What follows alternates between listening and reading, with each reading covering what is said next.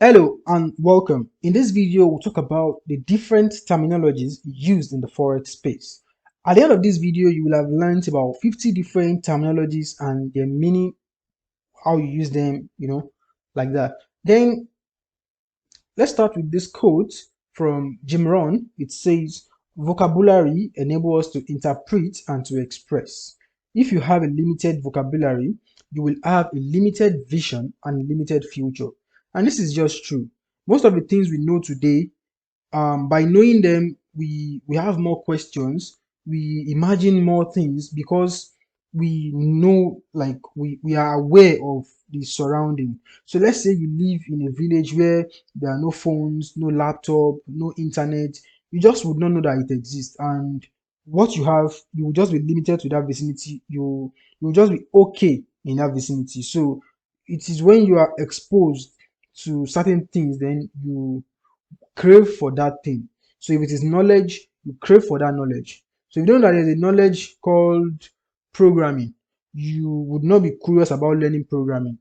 If you don't know that there's something called forex, you will not be curious about learning forex. So it is because you heard from someone somewhere that there's something called forex, then now you want to learn forex. So in forex, if you don't know that certain things exist, it might be very hard it will be very hard for you to actually be curious about it, because there is no way you'll be curious about it.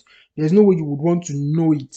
So first of all, you need to know that there is something called this. Then when you know that there's something called this, there's curiosity to actually want to learn that thing. So let's look at those vocabularies in the forex space. So to start with, let's begin with the first word, FX. So the word FX, you must have had a lot of people say FX or add the suffix to their name, like so FX, this FX, that FX. So it's something used among different forex traders, and it just means forex. So forex is an acronym for foreign exchange, and forex itself also have a short form which is FX. So when you hear people say FX in the forex space, it means forex. So you must have heard of long and short. So long means you are buying, short means you are selling.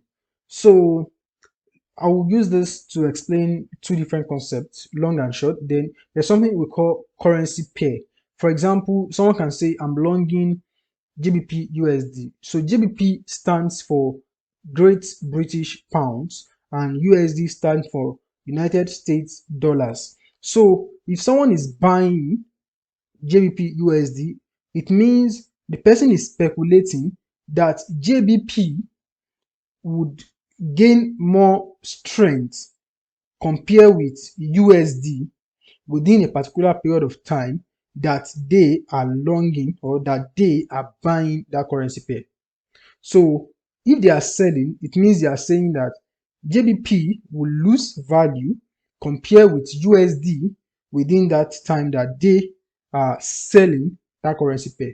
So when you are selling, it means you are selling the first currency that is listed in the currency pair, and you are buying the other currency that is listed in the currency pair. So a currency pair consists of two things. We have the base pair, which is the first pair that is listed, and the quote currency, which is the second currency that is listed in that currency pair. So in this case, we have JBP USD, which means JBP is the base pair and USD is the quote. JBP is the base currency and USD is the quote currency. So charts, just like every other chart we know, so chart is just a graphical representation of the price movement of a particular currency pair or any other financial asset. You can have gold, you can have silver, you can have crude oil, US oil and the likes. So it will show the price movement, how the price is, like the current movement of the price in real time. So it will show you, and that is what we call the chart. So we have the candlestick. if you look at this chart very well, you notice that it is not just lines. There are a series of candlesticks that are pulled together that give you a chart. So the candlestick itself, I mean a single candlestick, is a, a let me say is an instrument to understand price movement. Instead of having line, candlestick is a kind of more sophisticated way to look at the market, and you will learn this. You will learn why we use candlestick later in other videos. But let's just look at candlestick briefly. So candlestick have four important aspects to it. You have the open price, you have the close price, you have the high and the low. So let's say this is a 1 hour candlestick. On the right here, I would say this represents a candlestick that started from the lower price and ended at the higher price. So we can call this a bullish candlestick. And the candlestick that started from the higher price and closed at the lower price, we can call this a bearish candlestick. So let's say this is a 1 hour candlestick. You have 4 hour candlestick. You have 1 day candlestick. So let's say this is a 1 hour candlestick. Let's say this is 1 p.m. in your country, and this is the price at that time. When you look it to the left, like this, let's say if you look at this, look at the price. So let's go back to candlestick. So let's say this is the price to the left, and between 1 o'clock and 2 o'clock, so price move up here. But along the line between that 1 o'clock and 2 o'clock, price get to this point and price also get to this point. So price, it might come here first and then go here and then come down here, and then you have 2 o'clock, and it can actually come from here, go up here, then come down here, then go back up. Then that's very volatile. Then that's just how to read candlestick. No, for now, assume that's all. So, and for this bearish, it's open here, can go high, then low, then come to the close, or from open to the low, then to the high, then to the close. So that's candlestick. Then bullish is used to describe an uptrend market when the market is rising. If you look at this chart, you can see the market is going up. You understand? So you can say this is bullish. Then bearish is the opposite of bullish. It's used to describe a falling market, a downtrend market, like this one. We have what we call trade setup. So trade setup is like a chart, but now you have a trade idea in it. A trade idea can be a buy, it can be a sell, it can be a buy to a point, then a sell, or a sell to a point, then a buy. So when you have something like this on the chart and there's a trade idea in it, then it is called a trade setup.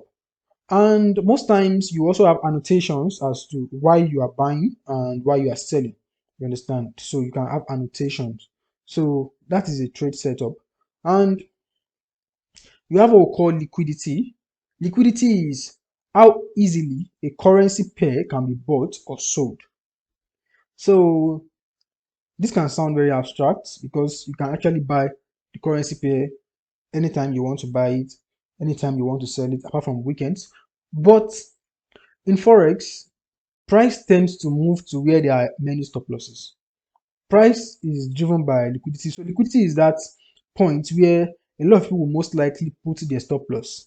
So this line here is also the same as trend line, but it is also representing liquidity in this point because if someone is selling, for example, and the person sold, let's say from this point, from somewhere here, the person will most likely put his or her stop loss above this point here. And if you look at this, if markets want to start moving to the upside, markets can just take out that stop loss and the person lost his or her money. So liquidity are places where people tend to put stop losses. So for now, just keep it at the back of your mind that liquidity is where people tend to put stop losses. So you have higher high. Higher high are simply just highs that are higher than the previous high. So higher high. So this is a high, this is another high, this is another high, and this is another high. So if you look at this high right here, this high is higher than the previous high, and this high right here is higher than the previous high. So these are higher highs, higher highs, higher highs. And you expect to see this on the chart, not just a line like this. Is on the chart. So you look at a price, the higher high that is higher than the previous high, and then you have what you call the higher low. So apart from having higher high, so one of the property of an uptrend is that it has higher high. It also have higher lows. So this higher low, higher low, higher low, because this low here is higher than the previous low, and this low right here is higher than this previous low, and you have another higher low here. So you have what you call the lower high. It means this is an high, this point right here is an high, but it is not as high as the previous high. And this is also an high that is not as high as the previous high. And you have series of lower high. So this is something you see when you are in a downtrend, and you also have series of lower low, like this low, then you have another low that is lower than the previous low, and you have another low that is lower than the previous low, and continuously, just like that. So you have ranging markets. So sometimes you might not really have a lot of movement in the market. Markets just be moving between a particular point, just go up a bit, then down a bit, then up a bit, then just stagnant kind of. So that's called ranging markets. So this that's just it. Ranging markets are moving back and forth. So you have break of structure or break of market structure is the same thing. So when you break a new higher high or higher low or lower high or lower low, then there's break of structure. So let's say this is a high, then normally we have a higher low, and then we have another higher high. For us to have a higher high that is higher than this previous high, then the structure here has been broken. So when this is formed, then the higher low is formed, then another higher high is formed. When market gets to this point, market broke this structure here. So which is confirming that we are still in an uptrend. And then we have, don't get it confused, this break of structure is for this side, this point. So we don't have a break of structure here. So then we have another break of structure here, which is the break of this structure. Then now to the downside, we have another break of structure here, which is the break of this structure. So this movement is breaking this structure. So that is how break of structure work. And when you have a reversal break of structure like this, it's also called um, change in character, change of character in the market. So we have this concept called false breakout or fake out. So anyone you choose to use. So it just means that maybe you have a trend line or you have a support and resistance, and then it's broken. And when it is broken, people will use that as a signal. Maybe you trade support and resistance just like that, or you trade trend line just like that, and there's a breakout. So you are expecting that, okay, maybe market wants to change direction, or in the case of support and resistance, maybe market is deciding to go to this direction, but then market will just go to that direction a bit, and then it will break back into the structure, maybe into the trend line or into the range box in the case of maybe consolidation like that. So that's a breakout. So we have broker. Broker are the ones that give you access to the financial market. They are the one you register with and you deposit your money with. so that you can be able to trade forex. So we have a lot of them like the IC Market, Exness, OctaFX, HotForex, Infinox, Oanda, FXTM, a very long list, and that's broker. Then you have lot size. So lot size is just like when you want to trade, your lot size is what defines how much money you make and how much money you lose.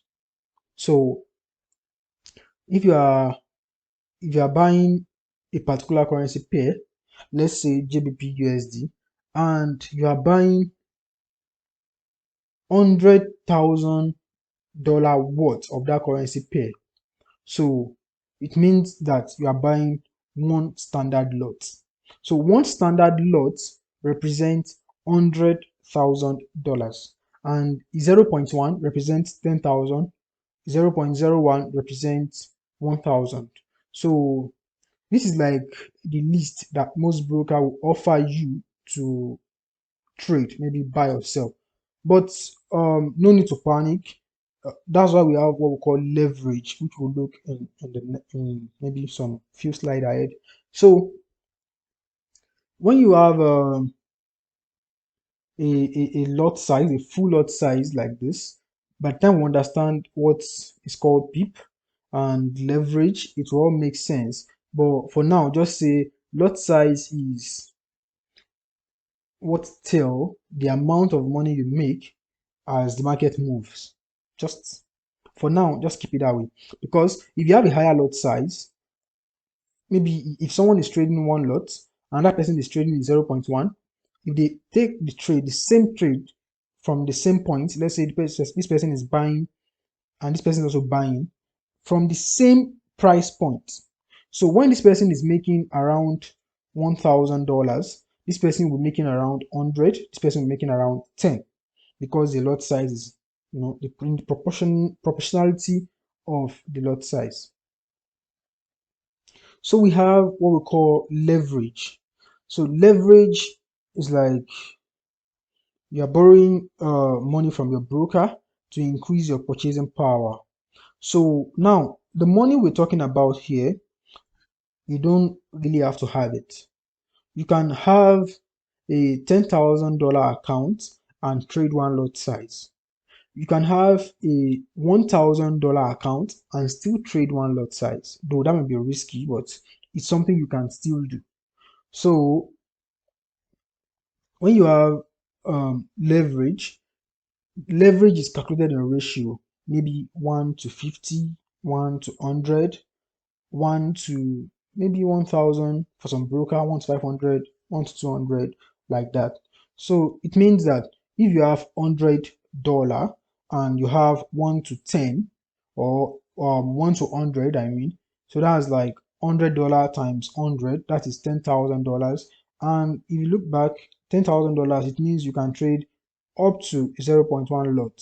So you can trade 0.01, 0.02, up to 0.09, 0.1 maximum. You cannot trade 0.11. So that's leverage. So there are ways to look at leverage, but let me just give you one idea. In crypto, the way they calculate leverage there is kind of different from in forex. In forex, they calculate leverage on your whole capital, while in crypto they calculate leverage on a particular trade that you are taking. So when you, let's say you have a particular coin that you want to buy, and you are, after your analysis, you're just very sure, you just have this belief that okay, from $50 this coin is going to $100, nothing is stopping it. Okay, and you feel like if you have $50 and you want to buy that coin, if you buy that coin and it gets to $100, you only make $50. But you feel like, okay, I'm sure this thing is going to 100 and I want to leverage. So you can say, okay, times 2 of $50, which means that you are telling your broker or Binance in this case to borrow you $50 so that you can use that to buy coin. So you use your own $50 to buy coin, you use Binance $50 to buy coin. So if the coin rise to $100, you make $50 on your own actual money and you make $50 from Binance money. But it's not as if Binance is actually borrowing you $50. It's just giving you a purchasing power that is beyond what you have. Because if the coin dropped to, let me say, around 25, it means that you lost your own $50, you lost your own $25, and you lost $25 out of the money you borrow from Binance, which makes it $50. And then you'll be out of the trade with a negative $50.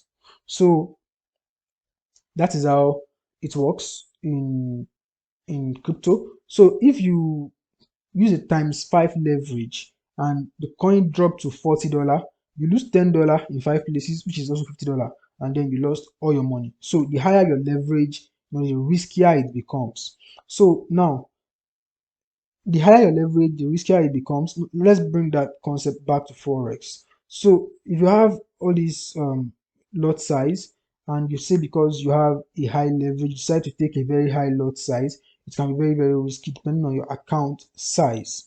So if you have a account size of $1,000 and you are given a 1 to 200 leverage, you can take 2 standard lots. So for now, just be okay with that explanation for now. When we get to position sizing in risk management, we'll explain how all of these work perfectly. And we have margin. Margin is the money that your broker put aside so that you can be able to take a particular trade.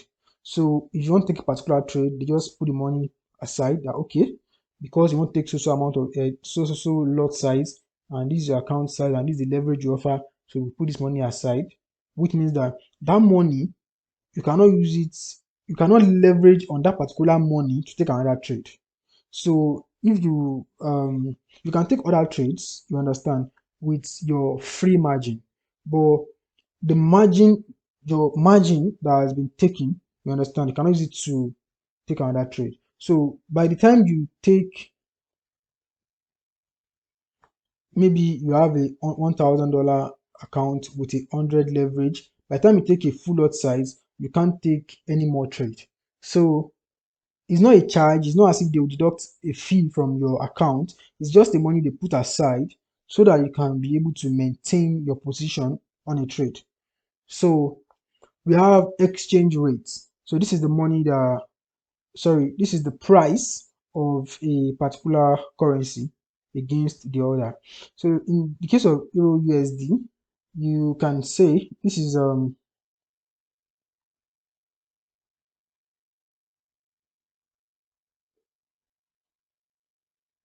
in the case of Euro USD, you can see this is 0.98037.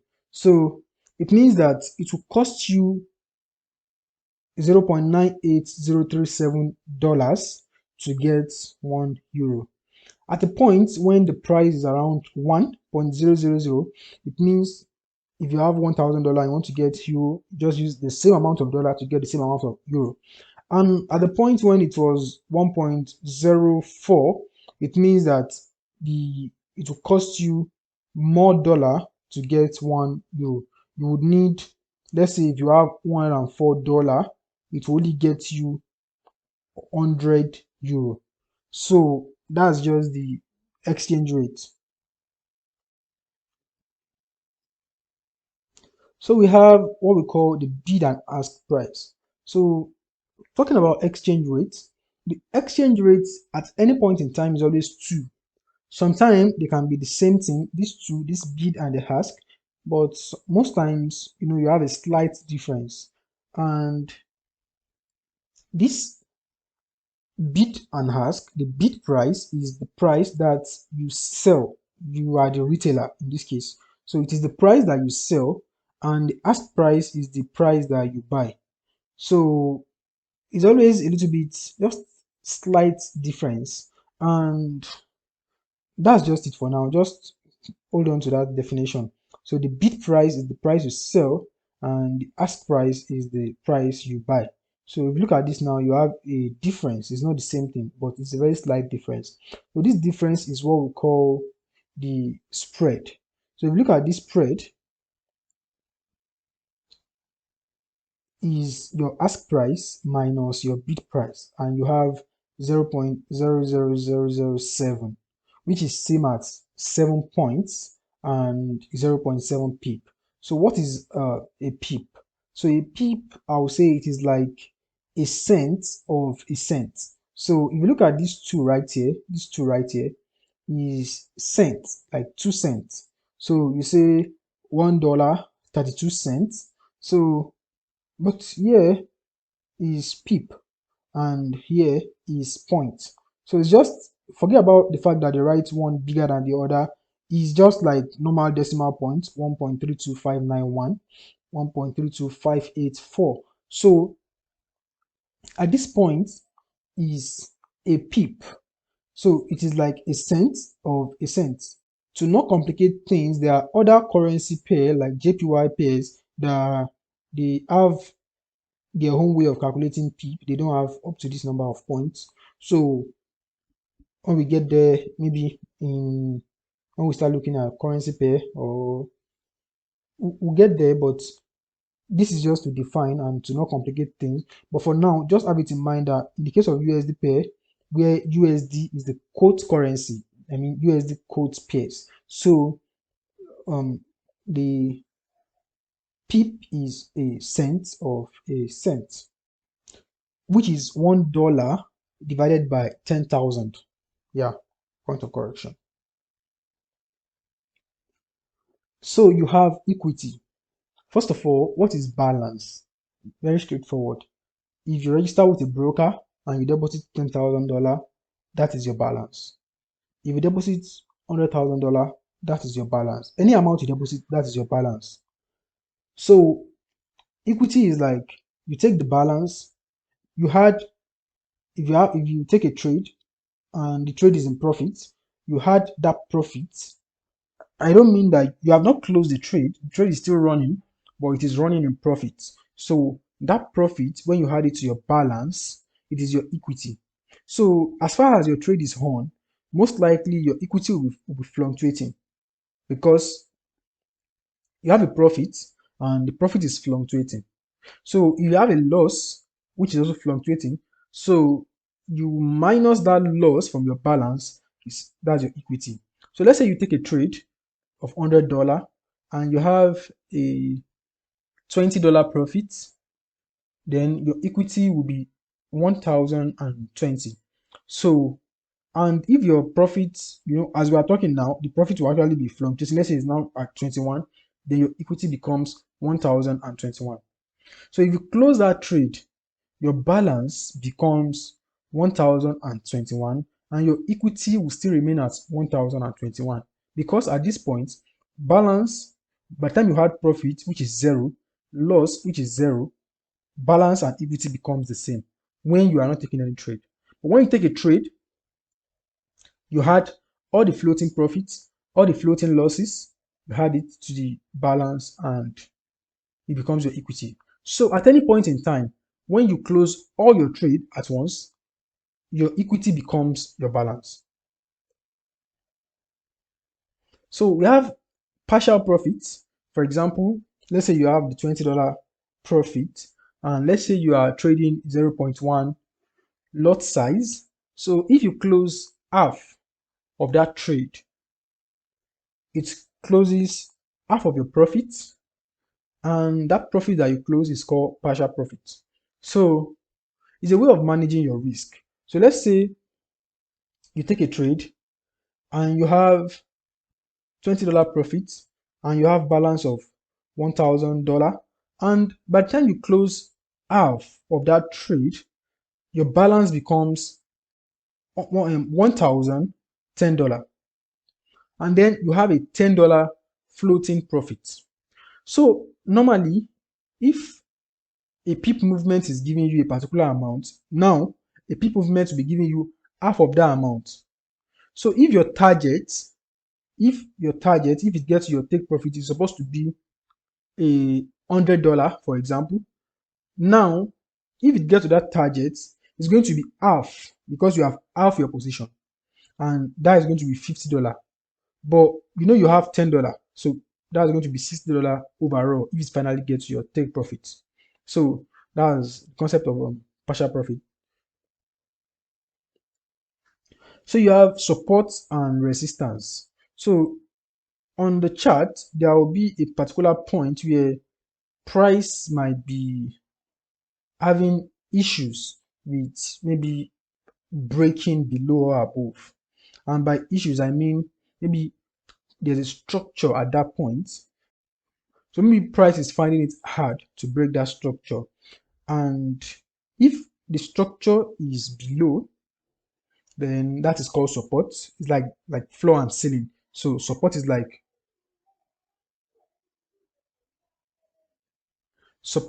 the floor, and resistance is like the ceiling. So, but you know, price can break support. I don't want you to get it wrong. Price can break support, price can break resistance, and that's just it. But for now, just have it at the back of your mind that support is a point where it's hard for price to break below, and resistance is a point that is hard for price to break above. So you have demand and supply zone. You see that concept of support and resistance? Just bring it to demand and supply. Now, you see these lines, this line right here, and this line right here. So this now, which was the support, let's now call this, come back here. Let's now call this our demand zone. And let's call this our supply zone. So, because when you say a price point, most times it's not very effective to use the word support and resistance to define a key level. A key level is places where you are expecting some kind of reaction, which is like support and resistance. But it is not very accurate to use the word support and resistance like price points, a single price point, because you can have a key level, but it will not just be like a reaction to a price point. It can be a zone. Maybe let me just show anywhere I can have a chart. Okay, let's just look at this chart for now. So let's say um look at this right here. So let's say price went back there to form another high, and then it now coming down. Now if you look at this, if you look at this point where price actually start coming down, you see that it does not even get to maybe the top point here. That's because if we are to call this a resistance, you understand? If we are to call this a resistance, then you have to find a price point to call the resistance, and that might not be very accurate. So we can, when you use the word zone, when you use the word zone, it can define that maybe from this particular point to this particular point, it is hard for price to break above.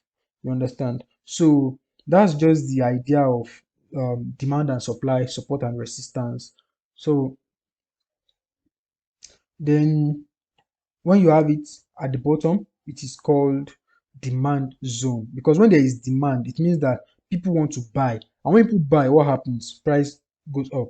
And when there is supply, I mean that okay, people are selling, and then there is drop in price. So you have top-down analysis. So we talk about candlestick, that each candlestick can represent a particular time frame, which can be a week, a day, a month, 4 hour, 2 hour, 3 hour, 1 hour, like that. So price is fractal, which means that the things you see on higher time frame, you tend to see them on lower time frames too. And if you have a particular structure on higher time frame, when you go to lower time frame, you can have series of structures too, just like you have it on higher time frame. So this is also called multiple time frame analysis. And if you look at this, this is a daily chart, this is a 4 hour chart, this is a 1 hour chart, and this is a 15-minute chart, I guess, or 30 minutes. So If you look at these charts, this each of the charts, this chart right here is showing you the big picture, what is happening on dollar index on a daily time frame. This particular chart at the top left, yeah, left. So at the top left, so it's showing a daily. Each candle here is a day. Each candle here is a day. Each candle here is a day. So if you look at this, it's showing you what's happening on on the big picture, because this right here, this is October, this is September, this is August, this is April right here. And if you come to this point, this is a 4-hour chart. So by the time we look at back, this is October, this is September, that's all. So we did not see all these August, July, June. So now you just have a point. So when you have when you see like a part of the structure here, then you want to look at this part, the details of this part, then you go into a lower time frame like this 4-hour. Now you have the details of what is happening right here. Then if you want to go into the details of this particular 4-hour, which means, let me say, from around this point to maybe this, so you come down here, so this right here is around this point right here, you get it? So now with this, if you want to go maybe a little bit down, you can just, you know, come to like this, maybe I think this 15 minutes or so. And with this, at least you have some clear vision of what is happening. So you see things clearly. So you have the dollar index, and this dollar index just show the strength of US dollar. So if you look at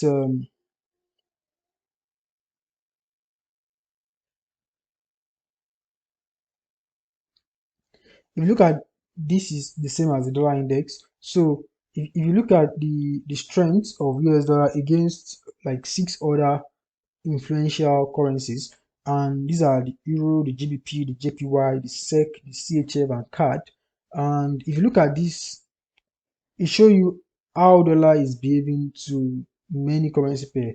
So most times when you have the DXY bullish, all the USD base pair, where all the places where USD are listed first, will also be bullish, and all the USD quotes pair will be bearish. And it's just a way to understand how dollar behave, generally. And then maybe if you are trading USD pair, you might want to look at how dollar is behaving to know which of the currency is moving that pair, you understand, the most. And then you have interest rates. This is just like the amount you pay for borrowing money, but mostly in forex is used to say the amount investors get for keeping their money. So most time when the interest rate of a particular currency is increased, that currency tend to gain value because people would want to keep their money in that currency. So if you have three currencies that you used to keep your money, and suddenly one of them just increase the interest rates, you tend to move maybe a little bit from your other currency into that currency. You want to have more in that currency because it has the highest interest rates. So it's just, you know interest rates. It's just a way to like increase the value of currency, and if you want to devalue your currency at times, you can reduce the interest rates. So for reason best known to your government, your country. So we have market order. Market order is like a order to be executed immediately. So the price of a currency pair is changing in real time, and you want to be able to participate maybe right now, and at this point you want to just buy the currency pair or you want to sell the currency pair. you are not intending to maybe wait for price to get to a point before you buy or before you sell. So you are on your system or on your phone and you want to click on buy or sell immediately. So here selecting market here and whether buy or sell. This is CTrader platform. A lot of people might not be familiar with, they are familiar with 74, but if you click on place order here, it would automatically place the order immediately, whether you are buying or you are selling. So that's market order. Then you have pending order. Pending order is like a order to be executed when certain conditions are met. So this order will not be taken if those conditions are not met. So a buy limit, let's say price is around somewhere here and you feel like, okay, price will come down a bit to this level and then from there it will go up. Then you can set a buy limit at that level. Now if price gets to this point, buy. So there are different things that can happen. Price can either get there and keep going down, then you keep losing money.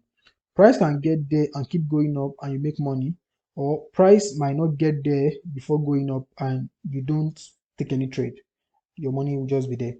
And you have a sell limit, just the opposite of buy limit, which is just like you, maybe price is around here and you have a feeling that okay, price will still go up before coming down, and then you set a limit order to this point, and when price gets here and as it keeps going down, you you make money. But if price keep going up, you lose money, and if price did not get there, your order will not be taken. So if you have a buy stop, it means there's a price if you buy here, you tend to make more money than if you buy here because you are now buying higher. But sometimes it's just okay to wait for price to go maybe a particular level higher, maybe to confirm that okay, we are really in an uptrend, or maybe a structure would have been broken, you understand, and different reasons. So for any reason you choose, if you are buying above the current market price and you don't want to watch the market, you can just set it that okay, if price go up to this point, buy. So if price get there, if price reverse, you lose money. If it keeps going up, you make money. And if it does not get there before start going down, then you did not participate. And same as sell limit. So if price get to this point and it's sell and you keep making money if you go down, and you lose money when it goes up. So you have stop loss, which is just like a order that if price is going against you, you want market to close your order, like to close your trade. And let's say you are taking a buy at this point and you want to put your stop loss here. It means that if price go against you up to this point, market will take you out with your loss. So it's used for capital protection. You don't want to expose all your money to the market because you want to make money. So you want to be able to expose a part, and if you make money, good. Then if you don't make money, like if you lose money, you want to be able to control what you are losing. So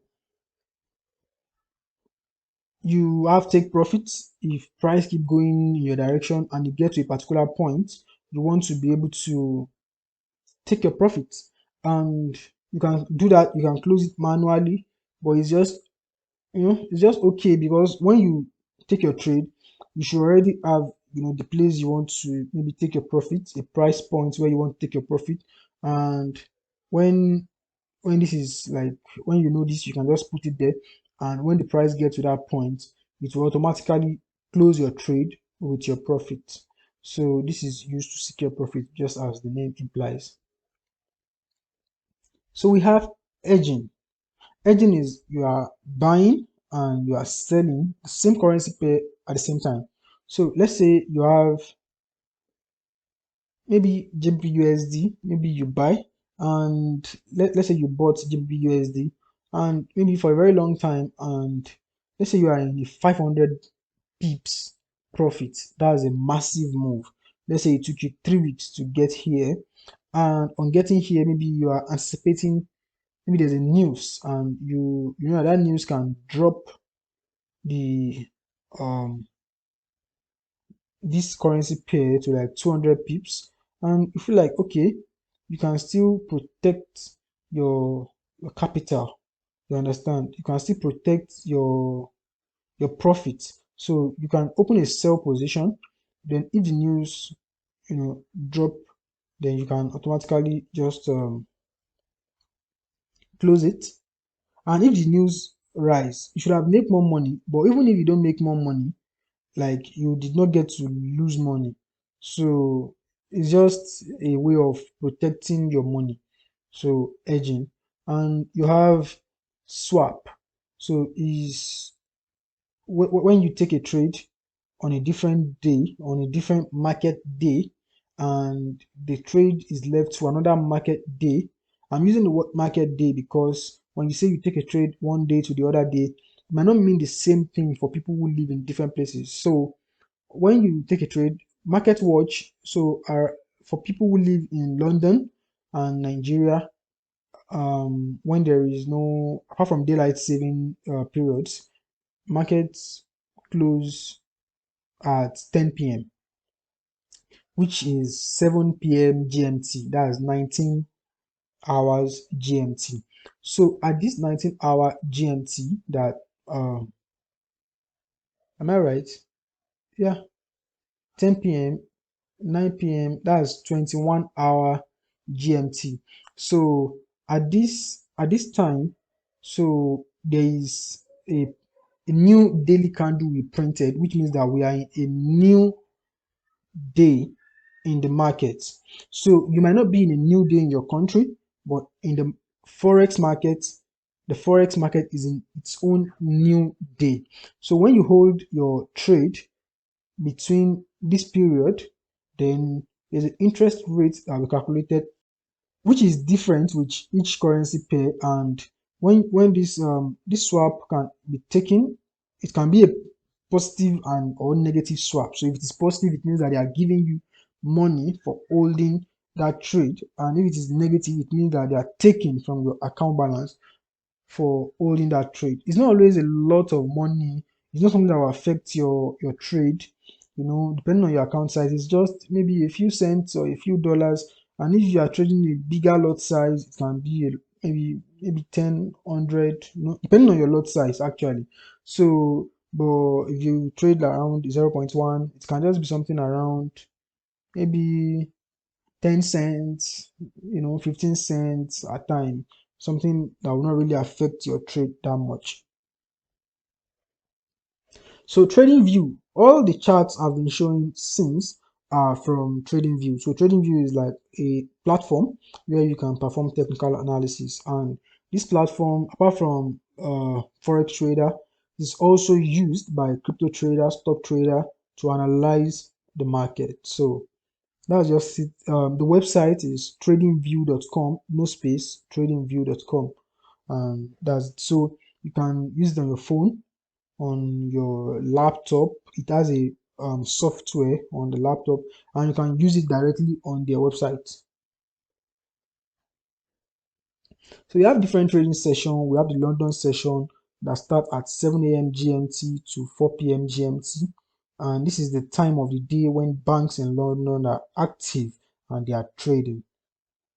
So let's not forget, it's a very volatile session, and a lot of trading activity in forex market actually happened in the London session, followed by the New York session, which starts around 1 p.m. GMT to 9 p.m. GMT. This is the time when banks in New York and maybe North America are active and trading. So this time, the when you look at the time that the London session close, this is 4 p.m. And if you look at the time that the New York session open, which is 1 p.m., there's an overlap because by 1 p.m., 2 p.m., 3 p.m., 4 p.m., you are in London session and you are as well in New York session. So this period is called the London New York overlap. So there are a lot of volatility because two sessions with big movements are overlapping at that point in time. So we have the Asian session, which is around 10 p.m. GMT to 9 a.m. GMT, and this is a time when banks in Asia are active and trading, and this session engulfs the Tokyo session and the Sydney session, and some other sessions in Asia. So you have a risk reward ratio. So this is how it works in forex. When you take a trade and you are risking a particular amount, what you can define is your risk, but the market will calculate for you what you can make if you risk a particular amount. So if you analyze your trade and you feel like, okay, market will get to this point, and before it gets to this point, it should not get here. So it means you take the trade here, you and your analysis is telling you that the market is going to this point, and before it gets here, it would not get here. So you put your stop loss here, you put your take profit here. Now the distance between this place and your stop loss. So if you are risking, let's say $50 on this trade, now if you look at this risk reward, is telling you it's 10.01. Let's say it is 10.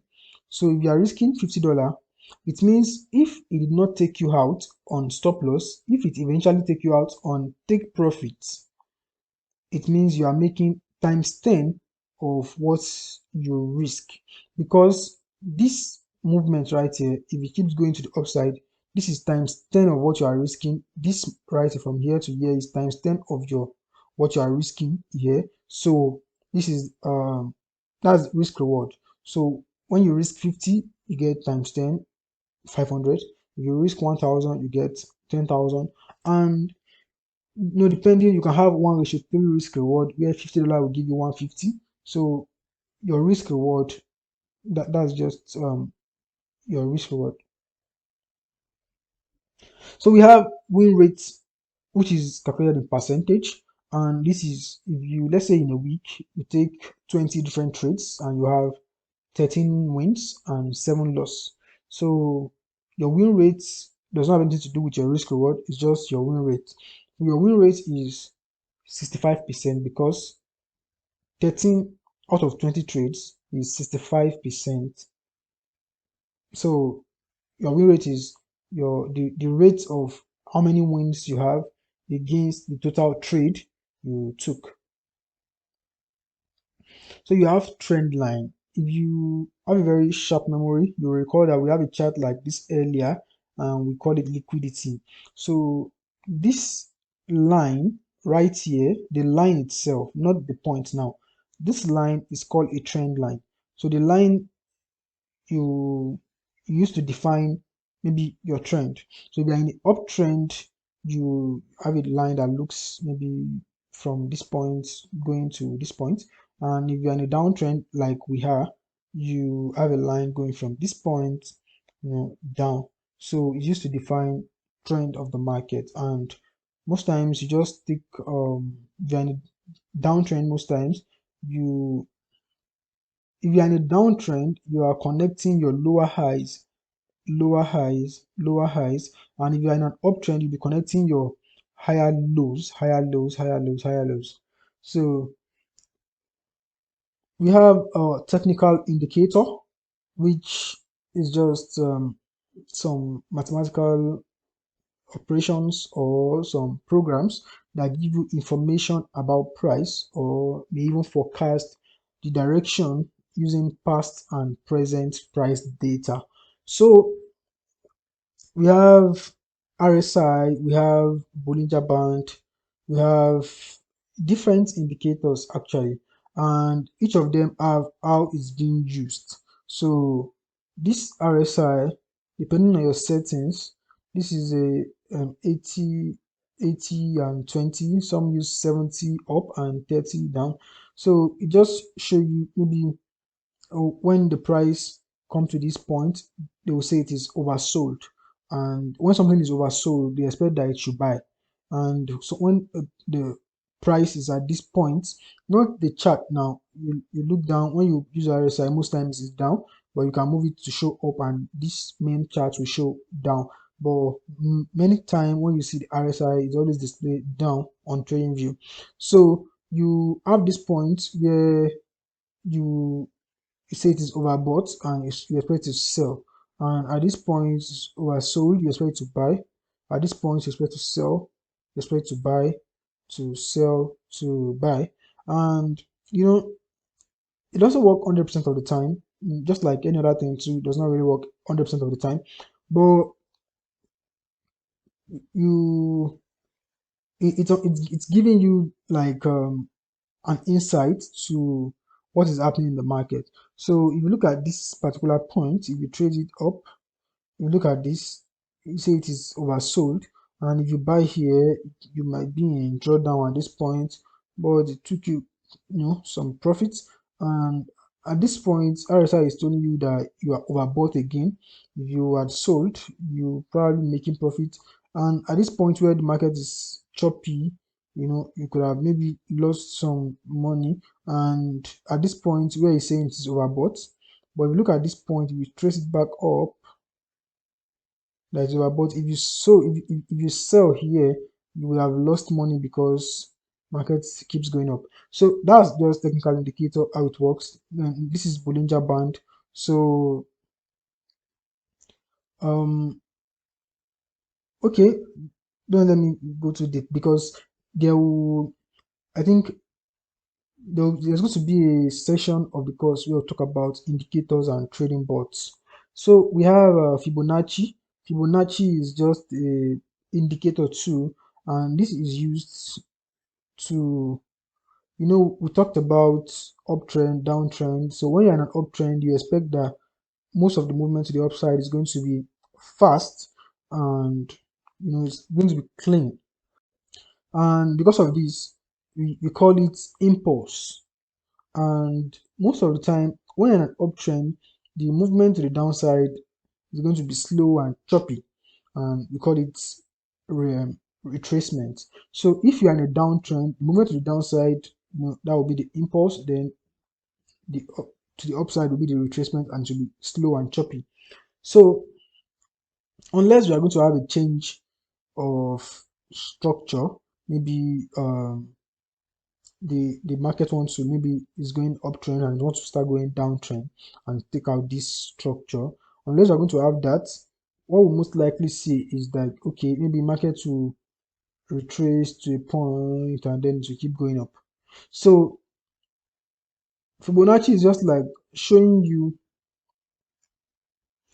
different levels where you might have a potential reversal, where maybe price can get here and then keep going up, or get here and keep going up, and get here and keep going up. So it's just like showing you. It does not really mean that when price gets here you want to quickly buy, or you want to buy. You might just maybe get here and you see how it's reacting at that level. Maybe it's showing you different spikes, and maybe if you want to use it as a signal to buy, that's Fibonacci actually. Then you have trading bots. So these are just algorithms that spot trading opportunity, and they alert you, or sometimes they trade for you. So most times when people use the word trading bots, they actually trade for you. But sometimes some trading bots actually just alert you. They tell you buy here, sell here, and they kind of reduce your stress. But you know if you put your money, maybe on a trading bot to trade for you, and if the trading bot is not giving instructions, like if you lose this particular amount of money, then close the trade, it will not close the trade. Like, it will just keep trading. It can make you a lot of money, it can blow your account. So trading bots, basically, if you have a strategy that works for you and you can code it, so trading bots will just trade that strategy. So if you can code your strategy, then trading bots can trade it. So it's just a way of automating your trade. And if you have big funds and you don't want to be, you don't want emotion to control the way you trade, you can actually just use trading bots. So a lot of hedge funds, banks actually use them. So they work, you know. just like that. That's trading bot. And you have expert advisor, which runs on MT4 and MT5. So it's just like every community or every skill or every app has its own language. So trading bots on MT4 are called expert advisors, and that's just it. So they are written in MQL4 language, which is the language of MT4, and or an MQL5 language of MT5. And that's all you need to know about expert advisors for now. So you have prop firms. So prop firms are companies that give you capital to trade with. So ordinarily, prop firms back in the days, they are always some firm, they will hire you, you do interview. So they will maybe test you and then they will give you a particular fund to trade with. But these days, it's something you can just, yeah, there are some prop firms that believe in the public and they are giving everybody an opportunity at the market. So you pay a token and you apply for a particular account size, maybe $10,000, $5,000, $100,000, 200, even some will give you as high as $500,000 account.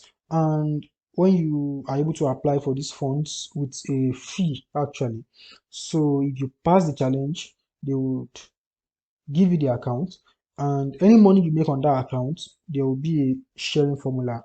Some of them will give you up to 8% of your profits. Some of them will give you up to 85, 90.